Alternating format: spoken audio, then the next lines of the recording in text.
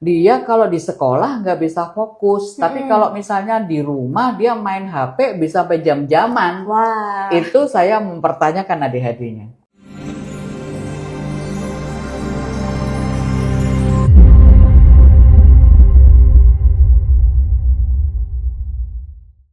Halo, selamat sore sahabat Merah Putih. Selamat bergabung dalam agenda live hari ini dalam agenda Metalk dari Fakultas Kedokteran Universitas 17 Agustus Surabaya. Nah, hari ini bersama saya Prima Putri yang akan memandu jalannya sesi live show hari ini, dan tentunya saya akan menemani kalian dalam 1 jam ke depan. Tentunya hari ini tema yang akan kita bahas adalah terkait red flag terhadap tumbuh kembang anak. Jadi bukan hanya sama pasangan atau partner aja nih yang kiranya bisa red flag, tapi terkait tumbuh kembang anak kita juga harus mewaspadai dan kita harus perhatian. Barangkali itu menjadi sebuah red flag. Tentunya sebelum kita akan lebih lanjut ngobrol-ngobrol bersama dengan narasumber yang luar biasa hari ini, saya persilahkan untuk sahabat Merah Putih yang sudah bergabung bisa barangkali mengajak saudaranya, orang tuanya, atau barangkali kerabatnya yang sudah memiliki anak ataupun adik-adik di usia dini bisa ikut bergabung supaya manfaat dari sesi live ini bisa dirasakan secara lebih luas tentunya. Oke, tahukah kamu beberapa tanda gangguan perkembangan pada anak itu seringkali dianggap sebagai hal yang biasa oleh orang tua. Misalnya salah satunya adalah speech delay atau keterlambatan bicara. Terus ada juga terkait gangguan fokus dalam belajar. Kemudian anaknya terlalu aktif, terus kemudian sering atau terlalu banyak bermain gadget. Padahal bisa jadi tanda-tanda tersebut merupakan salah satu dari red flag yang tadi kita maksud, yaitu red flag terhadap tumbuh kembang anak. Nah, tentunya hari ini itu yang akan kita pelajari, apa saja kira-kira yang bisa orang tua ini jadikan hal-hal acuan atau kita harus bersikap waspada nih kalau anak-anak ataupun adik kita barangkali sudah mengalami hal-hal tersebut. Tentunya kita juga akan membahas bersama tadi yang sudah saya sebutkan, narasumber yang luar biasa hari ini sudah hadir di tengah-tengah kita semua, dokter spesialis anak, yaitu Dr. Erni spesialis anak, subspesialis neurologi anak konsultan. Selamat sore dokter. Sore, salam kenal. Hai sahabat Merah Putih. Oke, boleh diceritakan dulu dok, kesibukan dokter Erni sebagai dokter spesialis anak belakangan ini apa saja? Ya, kesibukan rutin, berpraktek, wajib hukumnya, membalas konsul, dan kesibukan sebagai dosen. Jadi ini satu, kalau mau saya dosen sama dokter itu kan sebenarnya hampir sama, cuman yang kita edukasi orang yang berbeda. Betul. Satunya pasien, satunya mahasiswa. Calon dokter ya dok ya? Iya dong. Oke, sebagai informasi, jadi dokter Erni ini juga salah satu dosen di Fakultas Kedokteran Untak Surabaya. Jadi kalau barangkali nanti ada yang tertarik untuk bergabung ke FK Untak, nanti akan bertemu dengan dokter Erni di kelas seperti itu ya dok ya? Siap. Oke, sahabat Merah Putih yang sedang menonton live, kalau di rumah punya anak atau mungkin keponakan yang usianya masih dalam tahap perkembangan, boleh dong dibantu tulis di kolom komentar usianya berapa. Jadi nanti kita juga akan bahas perkembangan anak ataupun adik-adik nih berdasarkan usianya. Seperti itu. Boleh ya dibantu tuliskan di kolom komentar yang sudah bergabung. Selamat bergabung sekali lagi. Oke dok, untuk kita bahas yang pertama dulu terkait judul. Jadi nggak jauh-jauh dari judul yang kita angkat hari ini dok, seputar red flag tumbuh kembang pada anak. Jadi apa sih dok sebenarnya yang dimaksud dengan red flag tumbuh kembang pada anak itu sendiri? Red flag itu adalah kalau kita bilang tanda bahaya ya. Jadi namanya red, ya merah, flag itu kayak bendera merah gitu deh. Ya, jadi itu adalah suatu tanda-tanda bahaya yang muncul pada istilahnya usia tertentu yang menyatakan bahwa ini ada suatu hal yang harus sudah diterapi, jadi bukan hanya diwaspadai, tetapi harus sudah dimasukkan dalam kasanah terapi atau tata laksana selanjutnya. Soalnya kalau ini nggak diatasi saat ini, efek itu bisa menimbulkan satu efek berantai, bahkan bisa sampai pada usia-usia berikutnya. Oh, Nah, seperti baik. itu. Jadi kalau udah masuk kategori red flag itu baiknya bukan hanya dihindari tapi langsung ditindaklanjuti seperti itu ya dok ya. Betul. Oke, tapi sebelum itu kan pasti para orang tua ini harus tahu dulu apa nih kira-kira sebelum masuk ke red flag ciri-cirinya dok. Kalau misal anak-anak nih udah harus dipantau nih, harus segera dikonsultasikan kepada profesional, itu seperti apa dok? Jadi kita kenal ada tumbuh kembang, ya. Pertumbuhan tuh sesuatu yang menyangkut ukuran.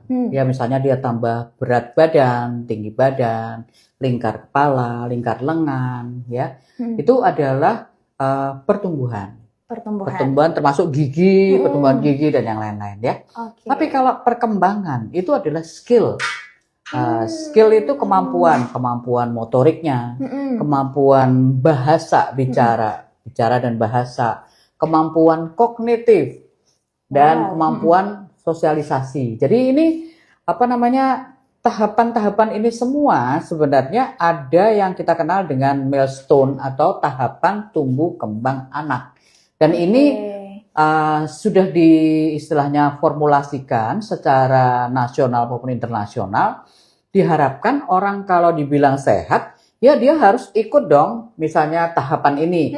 Misalnya anak umur 3 bulan harusnya udah bisa apa? Anak umur 1 tahun harusnya udah bisa apa? Jadi tidak bisa kita itu sekarang memakai satu persepsi bahwa oh nggak apa-apa, dulu bapaknya kayak gitu kok. Oh nggak apa-apa, memang bapaknya ngomongnya telat. Buktinya sekarang bapaknya cerewet. Nah kayak gitu ya. Jadi kita tuh harus selalu mengamati hal-hal yang di luar kewajaran. Itulah yang kita kenal dengan red flag. Jadi memang itu biasanya sering terjadi ya dok ya. Selalu dikaitkan dengan tumbuh kembang orang tuanya zaman dahulu. Jadi misal kayak umur sekian belum bisa merangkak, wajar kok gitu. Dulu juga ibunya belum bisa gitu misal. Ya itu loh. Jadi kita terjadi ya dok. Menghibur diri kali ya. Mencari zona aman supaya menenangkan diri sendiri ya. Padahal itu termasuk red flag itu tadi. Berarti kalau tadi boleh saya kutip, memang tumbuh dan kembang ini adalah dua hal yang berbeda, tapi harus berjalan beriringan seperti itu ya dok ya? Betul. Karena tidak ada namanya perkembangan itu akan terjalin dengan baik tanpa pertumbuhan yang baik.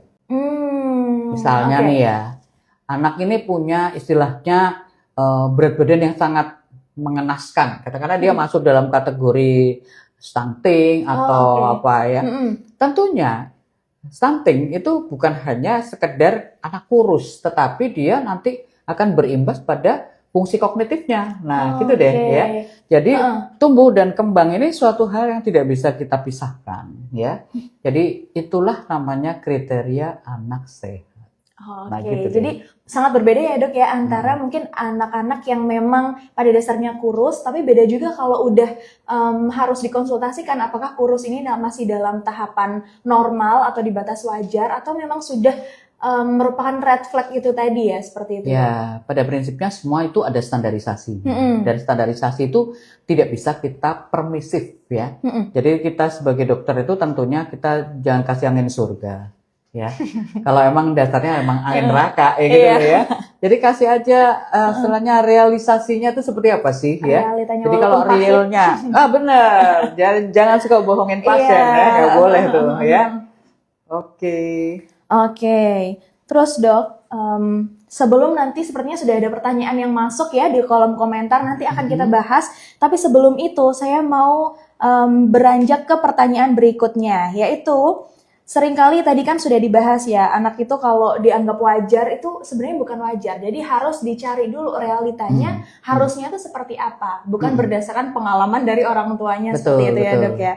Oke, termasuk tadi dok, biasanya anak-anak itu kan erat kaitannya dengan fokusnya. Biasanya ada yang fokusnya itu hanya beberapa saat aja tapi sudah gampang sekali hilang fokus. Kalau main ini baru beberapa menit udah langsung heboh lagi. Apakah itu wajar atau seperti apa dok? Ya memang apa ya, kita tuh harus melihat satu kelompok usia. Ya. Jadi memang pada anak-anak yang masih katakanlah di bawah usia 1 tahun atau apa itu kita tidak bisa mengatakan kefokusan itu sesuatu hal yang wajib hukumnya. Ya. Tetapi kalau anak ini sudah masuk di dalam masa prasekolah, prasekolah itu katakanlah sekitar usia 3 tahun ya, kali ya, 3 tahun. Itu sebenarnya anak ini harusnya sudah mulai bisa memfokuskan terhadap sesuatu, walaupun itu tidak dalam jangka waktu yang lama. Ya. Okay. Jadi memang ada beberapa penyakit yang kita kenal dengan ADHD, attention deficit, ya. Nah, itu memang dia tidak mempunyai atensi terhadap segala sesuatu ya. Itu harus di headline ya. Jadi kalau misalnya dia kalau di sekolah nggak bisa fokus, tapi kalau misalnya di rumah dia main HP bisa sampai jam-jaman. Wah. Itu saya mempertanyakan ADHD-nya. Okay. Ya. Jadi ya memang anak dengan ADHD itu tidak bisa mempertahankan fokusnya dan itu secara konsisten pada semua kegiatannya dia. Mau di sekolah, mau di rumah, mau dimanapun, dia akan seperti itu. Termasuk tadi bermain handphone ya dok ya, kalau memang ada gangguan ke arah sana, dikasih handphone pun tetap fokusnya tidak bisa terlalu lama. Betul. Oke, baik. Kalau kita ngobrolin soal gadget nih dok, ada pertanyaan yang masuk. Dok, apakah penggunaan gadget bisa mempengaruhi perkembangan bicara atau sosialnya? Sangat bisa. Sangat bisa. Gadget saat ini bagi saya, siapa sih sekarang yang nggak punya HP? Betul. Nggak ada. Ya, semua orang punya HP. Ya, karena itu adalah satu sarana komunikasi yang menurut saya memberi kemudahan, tetapi juga ada dampak yang sangat jelas. Okay. Bahkan menteri sekarang yang baru, pengumumannya yang baru, pembatasan media sosial untuk anak di bawah umur 16 tahun. Nah, kenapa sampai terbentuk kata-kata seperti itu atau peraturan seperti itu adalah karena memang saat ini penggunaan gadget itu sudah menurut saya seperti narkoba. Adiktif sekali ya dok. Sangat. Itu sudah seperti narkoba. Coba, itu sudah saya pernah membuat penelitian yang mengenai hal itu ya. Jadi dengan rangsang daripada gadget itu sebenarnya banyak ya. Karena pada seluler itu biasanya dia akan memberikan rangsangan yang cepat dan ngebum gitu deh ya. Itu di dalam otak orang tuh jadi kayak di boom begitu ya. Jadi dia terbiasa dengan suatu rangsangan yang cepat sekali. Nah, ini yang nantinya akan membuat dia sulit di kelas. Karena di kelas itu tipe aliran rangsangan itu tidak secepat di HP. Alirannya lambat. Nah, makanya kesannya HP itu nanti memang akan mempengaruhi banyak hal. Di samping juga UV-nya, iradiasinya, dan yang lain-lain. Prinsip, saya selalu mengatakan anak kecil itu adalah orang yang tidak tahu when to start and when to stop. Mereka itu hanya impulsif. Senang aku lanjutin, gak suka aku tinggalkan. Itu namanya anak kecil ya. Nah, jadi di handphone itu banyak sekali sesuatu hal yang menarik ya. Misalnya dia bisa nonton YouTube dan yang lain-lain dan itu semua bagi dia adalah suatu hal yang sangat bagus. Warnanya, geraknya, suaranya, semua kan menjadi satu, terintegrasi. Nah, ini screen time-nya makin lama makin panjang. Nah, kalau sudah panjang begitu, dia pikirannya cuma satu, bangun tidurku nonton HP. Ya, bukan bangun tidurku terus mandi. Bahkan, udah lupa itu lagunya mungkin ya anak-anak sekarang. Bahkan sampai kadang-kadang kalau misalnya dia ada pembatasan HP itu membuat dia jadi tantrum. Terus kemudian dia jadi pencuri. Nah, itu udah banyak case-nya ya. Jadi makanya saya sangat setuju dengan pembatasan media sosial karena di sekarang juga media sosial itu sangat dampaknya luar biasa terhadap perkembangan anak. Kenapa ada anak sampai membuli teman sekolahnya, bahkan sampai mohon maaf ya sesuatu yang fatal. Betul. Ya. Nah ini karena tidak ada filter. Iya.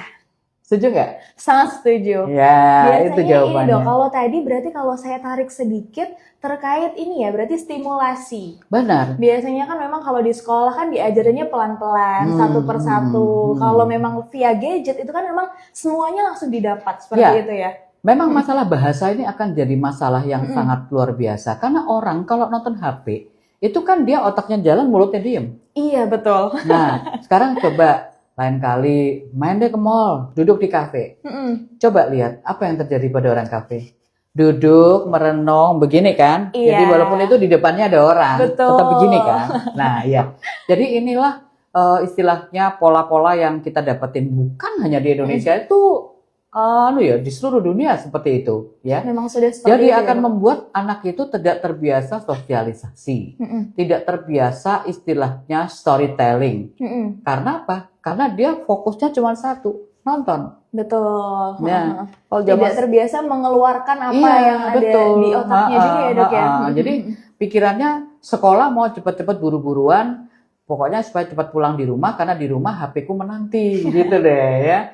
Jadi ini Oke, yang Dok. benar-benar harus sangat disadari oleh orang tua.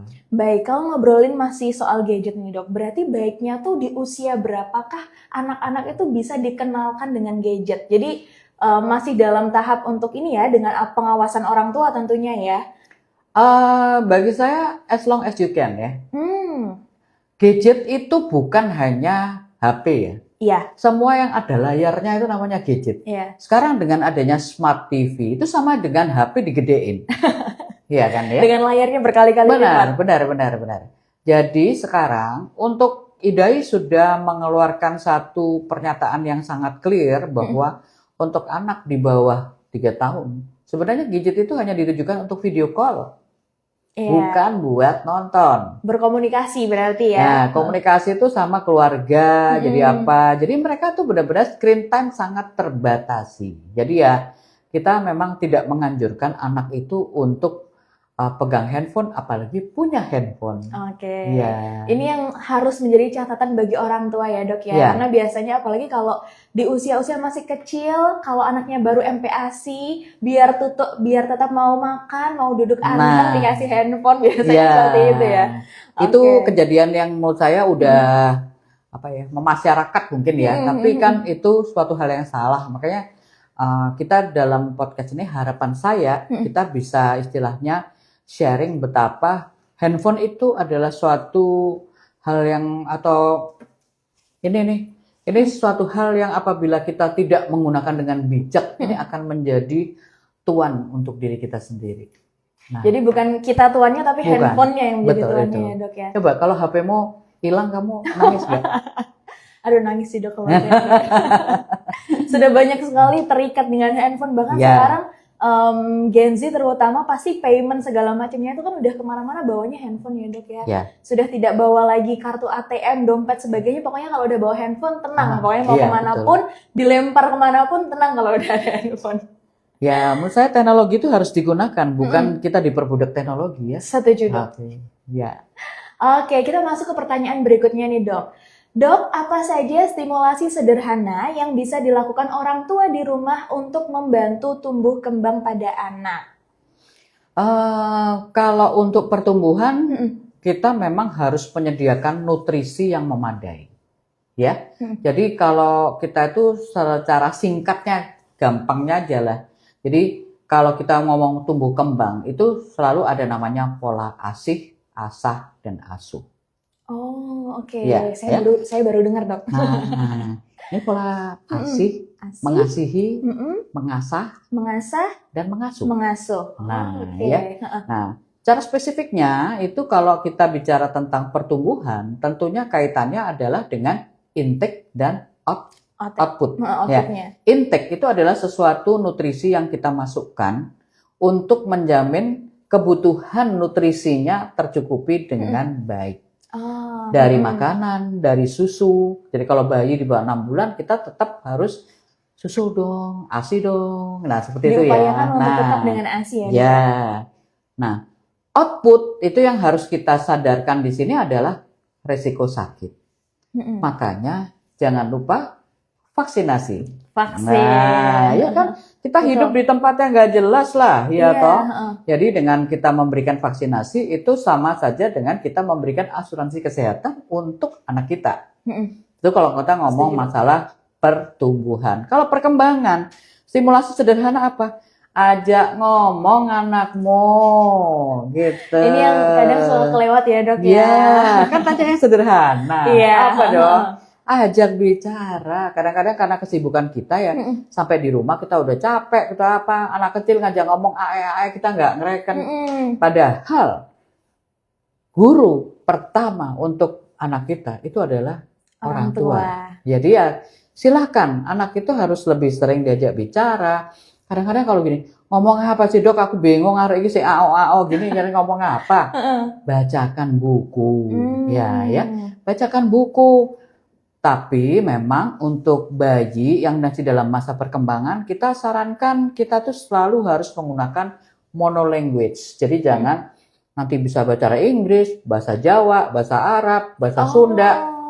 Itu membingungkan ya. Jadi anak itu memang harus pertama kali dikenalkan dalam bahasa ibu.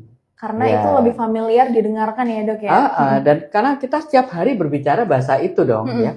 Saya punya pasien ya, orang Indonesia tidak bisa bahasa Indonesia. Bisanya bahasa Inggris. Karena orang tuanya selalu berbicara dalam bahasa Inggris di rumah.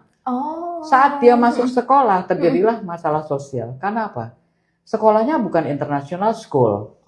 Jadi bahasa pengantar bahasa Indonesia dan ada muatan bahasa Jawa. Wow. Ini jadi apa ya? Kalau mau saya jadi semacam benturan banget ya.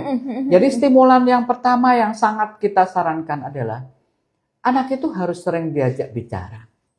Itu untuk menstimulasi perkembangan bicara dan bahasa. Yang kedua, anak itu harus diberi kesempatan untuk bergerak. Misal, nih bayi diikat di stroller. Dari kalau misalnya ibunya kemana-mana, bayinya diikat di stroller. Sedangkan bayi ini umurnya udah sekitar 4 bulan, 5 bulan, di mana dia harusnya belajar untuk bergerak, dan yang lain-lain. Nah, jadi kita tuh harus memberi kesempatan anak untuk mulai belajar, tentunya dengan pengawasan. Ya, makanya anak tuh jangan ditaruh di tempat yang sempit, taruh di tempat yang lebar, sehingga dia punya media untuk eksplorasi. Dan yang ketiga memang sosialisasi. Sosialisasi itu memang pertama kali yang kita sarankan adalah memang sosialisasi di dalam keluarga. Ya, jadi seluruh keluarga itu harus istilahnya jangan kayak perang Amerika sama Irak gitu deh ya. Jadi harus damai, harus apa ya, bahagia. Ya walaupun namanya kita dalam berkeluarga itu kadang-kadang ada konflik, tolong dong jangan marah-marahan di depan anak gitu ya. Jadi itu adalah stimulan yang kelihatannya sepele, tetapi menurut saya itu adalah hal yang harus Anda kerjakan. Dampaknya sangat besar berarti. Sangat besar sekali. Kalau bicara soal ngobrol bareng anak, kan biasanya sekarang tuh udah banyak juga tuh dok video-video mungkin di sosial media ya, yang orang tuanya itu udah mulai ngajakin anaknya ngobrol sejak dalam kandungan. Oke, setuju saya. Itu memang berarti ada pengaruhnya ya dok ya untuk tumbuh kembang anak. Ada pengaruhnya ya. Jadi kadang-kadang dipasangin headphone di perut ya. Jadi itu memang stimulan-stimulan itu memang diperlukan sebenarnya sedini mungkin, Jadi itu ada penelitian yang menunjukkan bahwa anak kalau sering diajak ngomong, dia akan cepat bicara.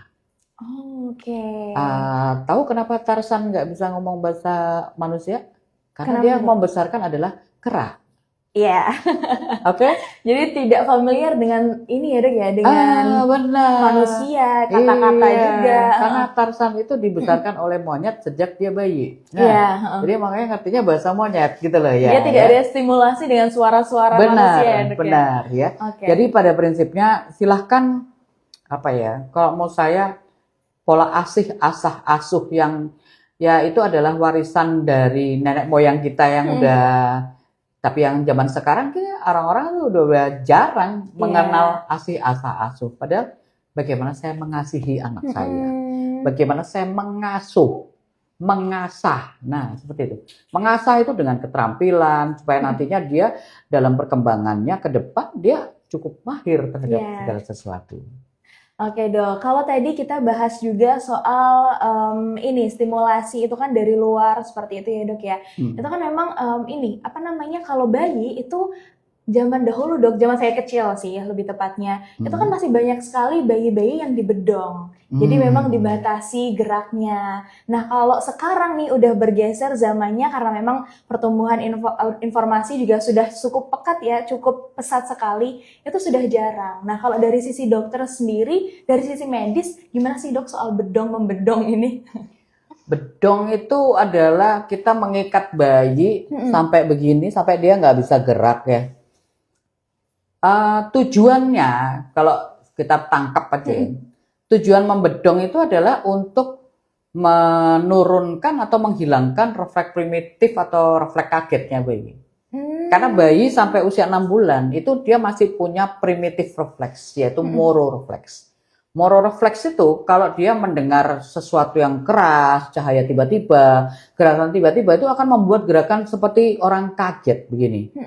Jadi ini yang istilahnya disikapi oleh orang tua kita dengan dibedong supaya gak kagetan. Kan gitu ya katanya ya. Iya. Nah, tapi saat ini kita sudah pure sosialisasi, kita tidak setuju dengan pembedongan. Karena dengan bayi mulai bergerak, ya, dia mulai aktif menggerakkan tangan, menggerakkan kakinya, itu namanya mobilisasi. Dan itu sangat diperlukan untuk perkembangannya dia, perkembangan motoriknya dia. Jadi kita sekarang sudah sangat tidak menyarankan untuk digedong. Tapi kalau misalnya memang orang tua supaya dia tidurnya anteng dok, ya anteng itu bisa kita capai dengan cara yang lain, ya? Iya, setuju dok. Jadi udah nggak bisa lagi nih kalau kita anak kecil diikat dengan kuat ya dok ya, karena sangat-sangat membatasi geraknya. Benar, karena nantinya juga akan menghambat pernafasan dan yang lain-lain loh, ya. Berarti efeknya justru bisa sangat serius ya dok ya, bisa bukan sangat cuma serius terkait sekali. perkembangan, tapi pertumbuhan itu tadi juga bisa mengarah ke sana. Oke, kita masuk ke pertanyaan berikutnya. Apakah tumbuh kembang anak juga dipengaruhi oleh apa yang dilakukan ibu sejak hamil?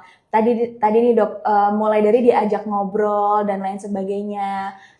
Apakah mempengaruhi juga nih tingkah laku seorang ibu saat hamil atau seperti apa dok? Ibunya bertingkah seperti apa sih? Ibu hamil ya? Ibu hamil mau bertingkah kayak apa sih? Gitu loh ya. Jadi begini ya. Seorang anak itu adalah hasil penggabungan dari dua orang. Dari ibunya, dari bapaknya. Jadi ada yang namanya gen-gen yang diturunkan secara embriologi yang membentuk anak ini jadinya seperti ini. Oke ya. Nah, termasuk juga ada beberapa sifat bawaan atau ada kepribadian tertentu ya. Dan ini ada beberapa yang memang diturunkan secara genetik, ada juga yang tidak. Tapi kalau misalnya boleh dikatakan dipengaruhi dilakukan ibu selama kehamilan, itu saya sedikit kurang jelas pertanyaan. Apa yang ibu lakukan? Misalnya ibunya suka joget-joget, terus anaknya jadi joget-joget gitu. Enggak juga lah kalau mau saya ya. Yang penting kita itu dalam konsep tumbuh kembang, itu selalu kita mempermasalahkan ada beberapa hal. Satu, apakah anak ini emang lahir dasarnya tidak ada masalah? Misalnya anak ini tidak mempunyai cacat bawaan, anak ini lahir dalam kondisi yang sempurna, artinya dia pada saat kelahiran itu tidak mengalami asfiksia atau kekelainan oksigen yang berat. Pada saat dia dalam kandungan atau segera setelah dia dilahirkan. Yang ketiga, apakah tidak ada penyakit-penyakit tertentu yang mempengaruhi otak pada saat masa tumbuh kembangnya. Itu adalah basic yang harus kita evaluasi kalau seorang pasien datang kepada kita dengan masalah perkembangan. Yang kedua, yang kita harus tahu kan itu juga adalah pola asuh. Pola asuh ini sangat penting banget karena apa?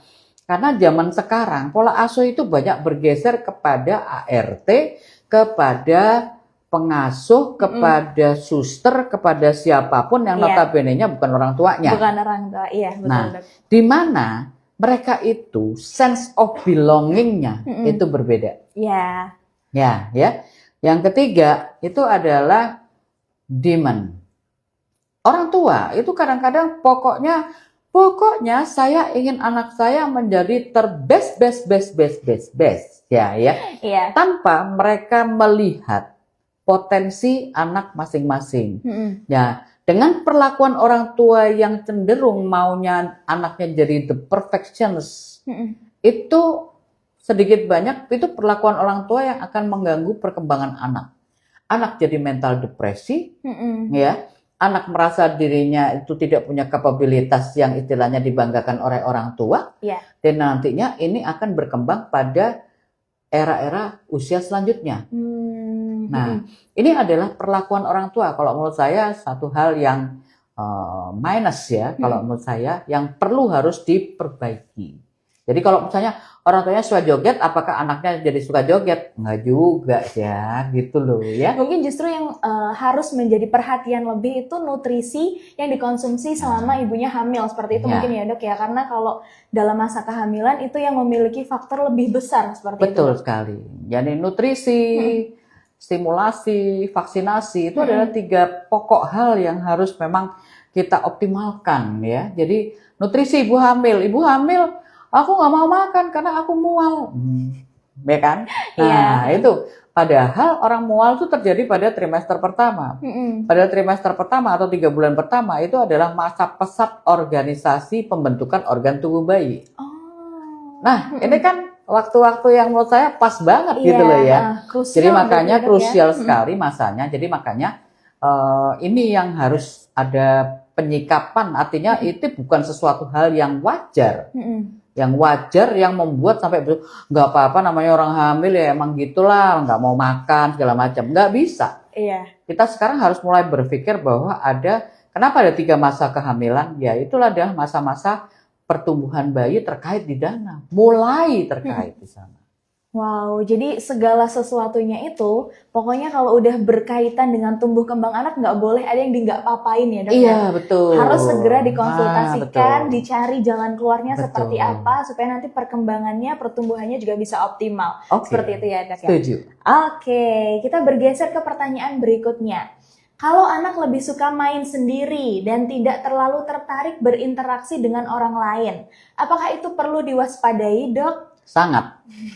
Karena pada dasarnya anak kecil itu adalah makhluk yang bermain. Saya kan suka sekali bermain ya. Iya.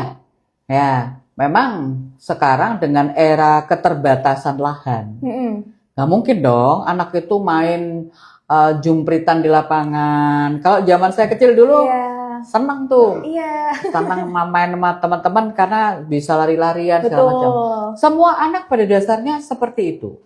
Cuman kalau misalnya anak ini memang mempunyai satu potensi tersendiri, misalnya pada anak yang autistik atau apa, itu mereka cenderung akan seperti itu. Makanya kita itu dalam melihat satu perkembangan anak, itu kita harus menyadari bahwa ada something wrong. Ya, harusnya anak itu seperti ini, anak saya kok nggak seperti ini. Nah, makanya ada ciri-ciri khas anak itu, anak yang sehat itu adalah anak yang mempunyai sosialisasi baik, dia bisa bicara kontak mata, dia suka mencari istilahnya pujian, pelukan, itu adalah anak-anak yang normal, anak-anak sesungguhnya. Tapi kalau anak tuh cuek, bebek, bodoh amat, biar ada roket meledos di sebelahku, aku juga diem aja, bodoh amat ya, bodoh amat. Nah, itu menurut saya bukan sifat anak-anak ya. Jadi anak-anak yang seperti itu memang harus kita istilahnya waspadai dan wajib dilakukan screening karena ada toolsnya untuk men-screen itu semua ya. Karena kalau nanti dalam screening ini anak ini memang sudah mengarah ke autistik atau dia mengarah kemana, treatment kita akan kita sesuaikan. Jadi jangan dibiarin, oh nggak apa-apa emang anaknya anteng kok. Nah kayak gitu deh. Emang anaknya nggak suka main yang riuh-riuh, yang rame-rame. Kalau saya sih ya, kita itu jangan gampang menuduh orang autistik, tetapi juga jangan menyepelekan kalau misalnya gejala itu sudah mulai muncul. Gitu. Ya? Nah ngomongin soal autistik dok, bagaimana cara membedakan antara anak yang memang aktif secara normal dengan anak yang mungkin mengalami gangguan itu tadi? Anak aktif wajar dan wajib ya. Nah, wajar dan wajib. Nah, ya.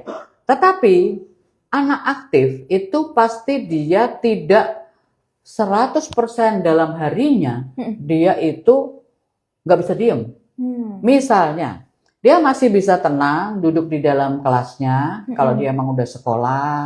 Dia bisa menyelesaikan tugas yang diberikan oleh gurunya, ya.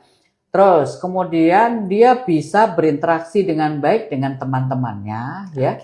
Tetapi pada anak-anak yang hiperaktif atau misalnya ADHD atau ada autistik atau apa, itu dia secara konsisten hampir pada semua kesempatan dia akan seperti itu. Dan dia tidak bisa istilahnya menyelesaikan tugas-tugas di sekolahnya.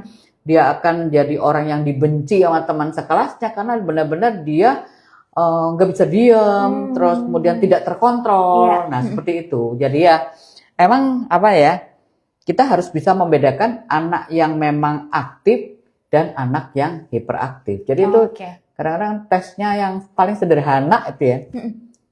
Kita selalu tanya sama orang tua gini deh, Ibu, anaknya bisa nggak ya kalau misalnya disuruh ngerjain tugas 1 lembar aja, suruh misalnya mewarnai gitu sampai selesai, bisa nggak? Kalau anak ini umurnya udah sekitar umur prasekolah ya, misalnya 3 tahun. 3 tahun. Oh bisa dok, cuman dia gitu dok, dia habis gambar tuh dia lari-lari lagi, berarti nggak apa-apa dong. Karena dia bisa menyelesaikan satu tugasnya terlebih dahulu. Memang tes itu banyak, tidak sesimpel hanya cuman gambar aja, tetapi yang jelas itu adalah pertanyaan sederhana yang bisa kita pakai sebagai screening tools ya, untuk nantinya kita itu jangan terlalu berburuk sangka sama pasien ya, karena kadang-kadang gini, orang tua itu mempunyai kekhawatiran terhadap anak itu menurut saya adalah hal yang sangat baik dan sangat benar, karena tidak ada namanya orang tua tuh pengen anaknya sakit ya. Jadi kalau dia sampai datang dengan keluhan seperti itu, pasti ada something yang membuat dia sangat terganggu. Ya. Jadi ini yang kita benar-benar harus bisa istilahnya memilah, oh ini benar ini case atau ini bukan. Justru memang sebagai orang tua harus bisa untuk memperhatikan sedetail mungkin terhadap tumbuh kembang anaknya seperti itu ya. Red flag-nya tadi Betul. tuh ya. Red flag-nya jangan sampai udah red flag nih baru ketahuan. Benar. Sebelum red flag itu terjadi harus tahu nih kira-kira tanda-tanda ini apakah memang wajar untuk dialami seorang anak atau justru orang tuanya nih berlindung di balik kata-kata nggak apa-apa kok. Nah, ya itu ya. Itu yang sering terjadi ya dok ya. Iya. Sekali lagi kalau dari sahabat Merah Putih punya pertanyaan untuk terkait tumbuh kembang anak, boleh ya langsung ditulis di kolom komentar. Nanti kami akan bantu bacakan, kita diskusikan bersama dengan Dr. Erni. Kita bergeser ke pertanyaan berikutnya nih dok. Dok, apa pesan dokter untuk orang tua agar tidak terlambat menyadari red flag tumbuh kembang pada anak? Tadi barusan kita bahas ya dok ya, harus lebih pay attention lagi, harus lebih perhatian lagi. Tapi selain itu, apakah ada cara lain dok? Ya sebenarnya cara itu bisa bermacam-macam ya. Kadang-kadang kita tidak menyalahkan orang tua yang bekerja atau orang tua yang memang mempunyai kesibukan sehingga dia harus meninggalkan buah hatinya. Ya. Jadi sebenarnya selama dalam proses pengasuhan itu ada seseorang yang bisa kita percaya, yang bisa menceritakan atau bahkan sekarang banyak ya CCTV. Iya. Nah, udah pada jago CCTV-nya, bahkan udah ada keluar suaranya juga biasanya dok. Benar ya. Jadi tujuan kita di sini adalah bukannya kita istilahnya tidak percaya kepada pengasuh, tetapi kita itu ingin istilahnya membangun satu persepsi yang benar. Jadi kadang-kadang gini ya, persepsi antara ibu dengan saya itu kadang-kadang bisa berbeda. Iya. Pengasuh dengan ibunya itu bisa persepsi yang berbeda. Makanya kita tujuannya kayak seperti monitoring dan yang lain-lain itu adalah menyamakan visinya, menyamakan bagaimana saya bisa istilahnya pendapat ini menjadi pendapat yang sama ya. Jadi kalau kita bilang apa pesannya supaya nggak terlambat, ya tadi itu kita tuh harus mengamati anak itu dari segala sisi, bukan hanya secara fisikal, tetapi dia juga harus diamati mengenai kemampuannya.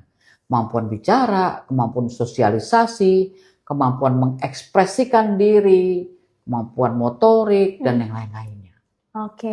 Baik dok. Kalau tadi kan kita harus itu tadi memperhatikan dari segala aspek.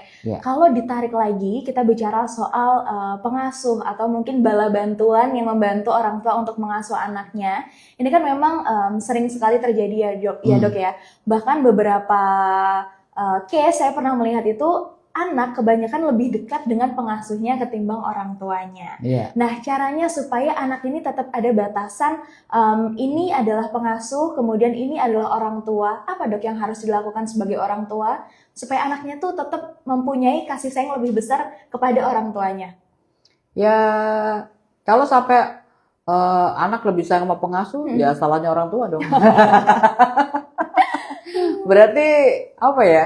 Dia tidak cukup mempunyai waktu untuk anak itu. Jadi kalau nggak pengen digituin sama anaknya, ya silahkan Anda bekerja. Tapi setelah Anda pulang dari kerja, sudah Anda yang take over gitu loh. Jadi jangan, aduh aku capek, Mbak terusin. Nah kayak gitu ya. Jadi ya kita itu berusaha untuk balance. Kita perlu bekerja, oke ya. Tetapi kita juga perlu istilahnya, karena ini anak adalah sesuatu hal yang istilahnya kita inginkan. Iya. Jadi jangan setelah keluar kita tuh jadi istilahnya ya tidak mau untuk terlibat, tidak mau mengasuh karena dengan alasan Sibuk. ABCDE. Jadi ya saya sibuk loh, gimana ini nggak bisa. Ya sibuk, tetapi kita kembali lagi. Kita itu mempunyai anak, tentunya kita punya namanya konsekuensi. Konsekuensi itu bukan hanya masalah biaya ya, termasuk juga konsekuensi waktu. Ya. Jadi kalau nggak pengen anaknya lebih lengket sama pengasuhnya, ya Anda yang harus take over pada saat setelah dia pulang kerja. Jadi istilahnya quality time. Kita nggak punya quantity time. Quality time itu yang penting. Iya kan? Bener sih dok, nggak ada ya istilahnya quantity time, tapi quality time. Iya, quality time. Jadi kan ada waktu yang terbatas, singkat, gunakan dong, gitu loh. Jangan ntar kamu udah pulang kerja kita malah sibuk mainan HP, kita leye-leye, anaknya gini-gini nggak dipegang, nah gitu loh ya. Makanya itu kembali komitmen, komitmen kita sebagai orang tua seperti apa, ya? Oke dok. Kita masuk ke pertanyaan berikutnya ya dok ya. Apa saja faktor yang dapat mempengaruhi perkembangan dan kemampuan belajar anak? Apakah lingkungan, pola asuh, atau stimulasi dari orang tua juga memiliki pengaruh besar? Kalau tadi kan sudah sempat disinggung nih dok, itu semua tuh berpengaruh. Tapi kalau kita mau perdalam lagi, seberapa besar dok pengaruhnya? Untuk masalah gangguan belajar ya. Gangguan belajar itu harus didefine dulu ya. Jadi definisinya itu apa ya? Jadi kalau misalnya gangguan belajar itu membuat orang itu di dalam kelas itu dia jadi punya nilai yang buruk ya, atau apa, tentunya itu nanti harus kita definisikan. Ada beberapa macam gangguan belajar, tetapi ini yang saya agak sedikit rada kurang setuju ya. Orang Indonesia itu mengatakan kalau kita tuh nggak pinter matematik itu berarti kita bodoh. Ya, padahal anak itu mempunyai potensi yang berbeda-beda. Standarnya biasanya di matematika dulu dong. Iya, jadi orang itu mempunyai potensi yang beda-beda. Ada dia lebih menonjol di sains, ada orang itu yang menonjol di bagian non-science ya. Kenapa orang kalau misalnya pinter masak itu nggak dianggap pinter? Ya. Padahal itu sebuah skill yang juga nggak semua orang punya ya dok ya. Makanya ini yang harusnya jadi PR orang tua. Kita kembali lagi, kenali potensi anak. Jadi kalau misalnya memang di sekolah, sekarang karena kurikulum kita seperti ini ya, kita nggak bisa kabur dari kurikulum ini. Betul. Ya. Jadi makanya sekarang kalau anak itu memang potensinya memang mungkin di luar matematik, tapi dia punya potensi di bidang bahasa atau di bidang apa, prinsip menurut saya apresiasi.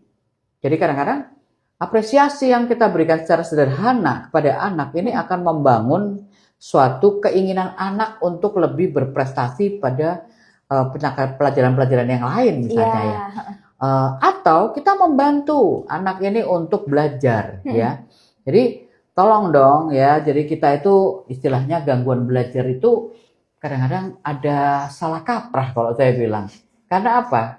Ambisi orang tua. Iya, betul. Ya. Biasanya jadi, semua ambisi orang tua dicurahkan ke anaknya ya dok ya. Saya mau anak saya seperti ini. Wah susah kalau seperti itu ya. Padahal anak itu mungkin gak punya istilahnya potensi, ya seperti itu. Ya. Tapi karena biasanya dipaksakan oleh orang tua, terus kemudian akhirnya potensi anaknya yang sebetulnya itu adalah hal yang luar biasa jadi nggak terlihat ya dok. Benar sekali. Oke dok, kalau ini juga ada pertanyaan, misalkan ada gangguan belajar pada anak, itu apakah bisa ditangani atau diperbaiki sejak dini, sejak terdeteksi itu tadi? Apakah perlu terapi seperti itu atau ada pendekatan khusus yang harus dilakukan dok?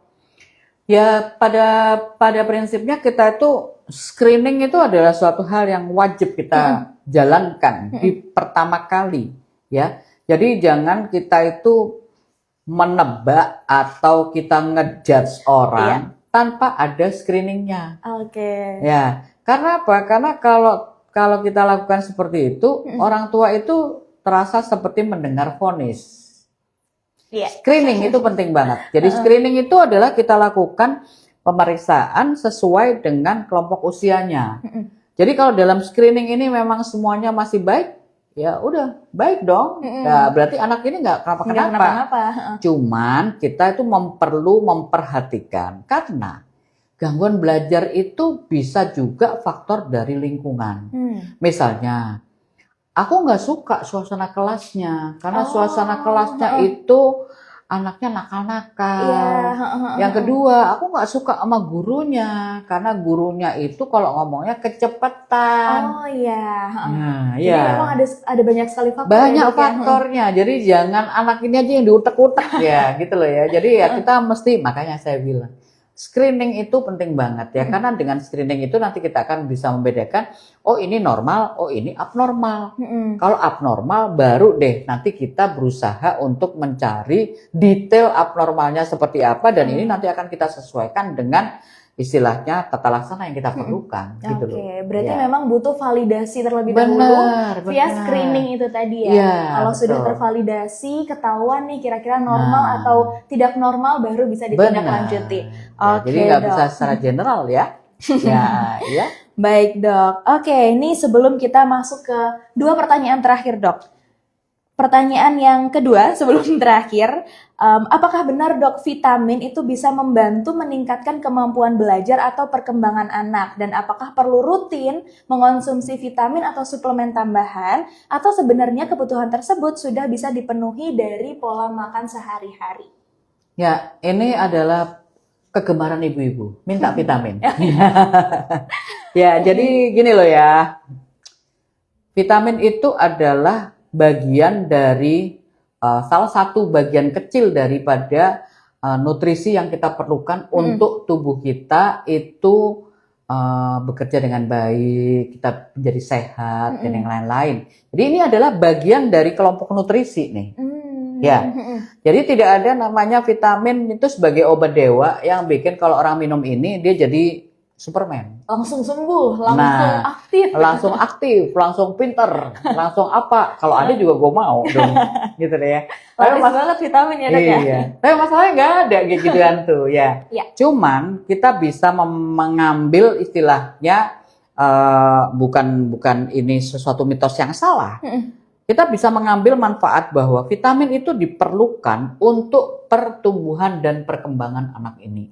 Misalnya asam folat, kita perlu B kompleks, kita perlu Fe dan yang lain-lain. Itu adalah untuk menunjang perkembangan otak anak. Tapi kalau misalnya dasarnya dia itu memang dari makanan sehari-harinya itu cukup, kita tidak memerlukan itu semua. Berarti sifatnya sebagai tambahan. Betul. Ya dok ya. Ya, jadi kalau anak itu emang dasarnya dia kognitifnya aman-aman aja, mau dikasih vitamin 1 truk juga nggak akan berubah gitu loh ya. Jadi tolong deh ya. Vitamin itu bukannya nggak perlu, tapi itu jangan dijadikan sebagai suatu jargon yang istilahnya orang tua merasa bersalah berdosa kalau nggak ngasih vitamin sama anaknya gitu. Pokoknya harus setiap hari vitamin. Itu dia. Laku deh vitamin. Berarti yang penting harus pastikan dulu asupan nutrisinya. Nah kalau dirasa memang konsultasi dulu ke dokter anak ya dok ya. Kalau memang dirasa kurang atau mungkin ada sesuatu yang perlu ditingkatkan, baru bisa untuk minta vitamin. Seperti itu ya dok ya. Setuju. Oke, kita ke pertanyaan terakhir ya dok ya. Apa pesan dokter untuk para orang tua agar lebih peka terhadap perkembangan anak sejak dini? Jadi meskipun mungkin orang tuanya sibuk bekerja dan lain sebagainya, tapi pesan supaya orang tua ini tetap lebih peka itu seperti apa dok? Silakan. Pesan saya cuman kita mempunyai anak itu adalah suatu keputusan yang besar. Ya. Tentunya ini mengambil banyak konsekuensi.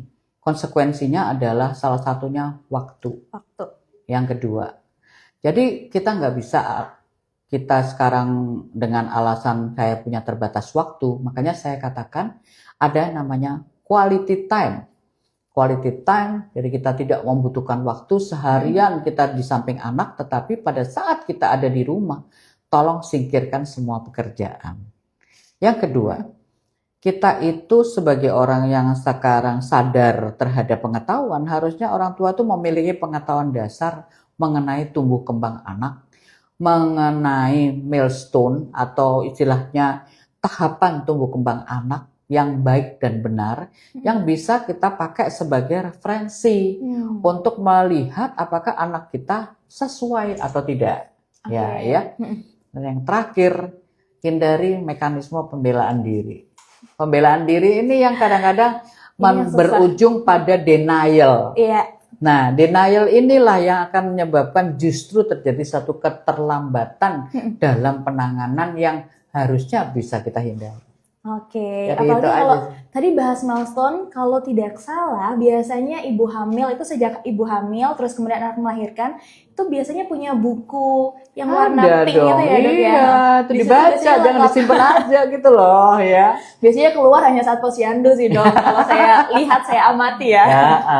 Itu harus dibaca, berarti di situ semuanya ada sebetulnya semua dok ya? Itu ada, sudah dituliskan di sana. Tinggal bagaimana keinginan kita untuk membaca, gitu aja. Ya. Oke. Terima kasih banyak Dokter Erni. Tidak terasa kita udah 1 jam ngobrol ya. Saya rasanya cepat banget sih dok. Ada banyak sekali informasi dan ilmu tambahan yang hari ini saya terima, dan pasti sahabat Merah Putih juga menerima ilmu yang sama juga seperti saya. Harapannya semoga apa yang sudah menjadi bahan diskusi kita hari ini bisa diterima dengan baik. Jadi tadi pesan yang ketiga, jangan denial ya.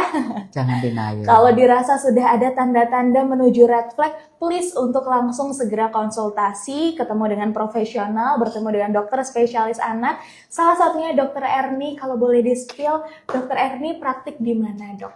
Saya praktek di klinik mandiri. Jadi saya memang mempunyai klinik sendiri di daerah Surabaya Barat. Oh, Surabaya Barat, oke. Jadi ya memang saya tidak berpraktek di rumah sakit, saya hanya praktek di klinik mandiri. Oke, berarti kalau mau konsultasi langsung ke Dokter Erni, boleh nanti janjian ya dok ya, konsultasi langsung ke kliniknya di Surabaya Barat. Kalau mau ngepoin akun sosial media Dokter Erni, teman-teman sahabat Merah Putih bisa kemana dok? Bisa ada akun Instagram dan akun TikTok, ataupun ke WhatsApp kalau misalnya mau istilahnya japri, ya selama saya masih tidak tidur dan tidak ada kerepotan, akan kita respon. Seperti itu. Asal jangan kepoinnya yang ajaib-ajaib ya. Kepoinnya konsultasi soal anak aja ya. Kalau Instagramnya boleh disebutkan dok, apa akunnya? Erni Prasetyo. Erni Prasetyo. Di TikTok sama atau berbeda? Oh, di TikTok beda. Karena di TikTok itu saya lebih banyak ke-post mengenai masalah traveling. Jadi akun saya Dokter Traveling. Oke. Jadi kalau sahabat Merah Putih mau konsultasi lanjut atau mau kenal Dokter Erni lebih dalam lagi, bisa langsung berkunjung ke akun sosial medianya. Kalau mau ke kliniknya bisa langsung ya di daerah Surabaya Barat. Nanti lokasi tepatnya boleh DM aja biar dibagi sama Dokter Erni langsung. Terima kasih sekali lagi dok. Sama-sama. Benar-benar saya merasa hari ini daging sekali ya. Walaupun saya belum punya anak, tapi sebagai calon orang tua kalau saya berarti ya. Walaupun masih lama mungkin, tapi tidak ada salahnya untuk belajar sedini mungkin. Oke, bagi sahabat Merah Putih yang mungkin baru bergabung di live di tengah-tengah sesi ataupun di penghujung sesi, jangan khawatir karena tayangan ini juga akan ditayangkan melalui kanal YouTube dari Official Kampus Untak Surabaya, sehingga bisa ditonton ulang sedari awal. Jadi bisa ikutin keseruan ngobrol kita dari awal banget. Oke, sebelum kita akhiri live hari ini, jangan lupa untuk terus follow media sosial resmi Kampus Untak Surabaya agar tidak ketinggalan live dan juga konten edukatif lainnya. Selain itu, apabila sahabat Merah Putih memiliki beberapa pertanyaan terkait pendaftaran mahasiswa baru atau PMB, terutama di Fakultas Kedokteran, biar nanti bisa berjumpa dengan salah satu dosennya yaitu Dr. Erni, bisa langsung melalui layanan konsultasi PMB Untak Surabaya di 0811-300-1716 atau bisa langsung datang di kantor PMB Gedung Ring Sukonyono lantai 1 Untak Surabaya. Oke, baiklah, untuk itu kita akhiri sesi hari ini. Saya Prima Putri selaku host yang bertugas pamit undur diri. Terima kasih banyak Dok sekali lagi. Sampai jumpa di live Metalk berikutnya. Bye.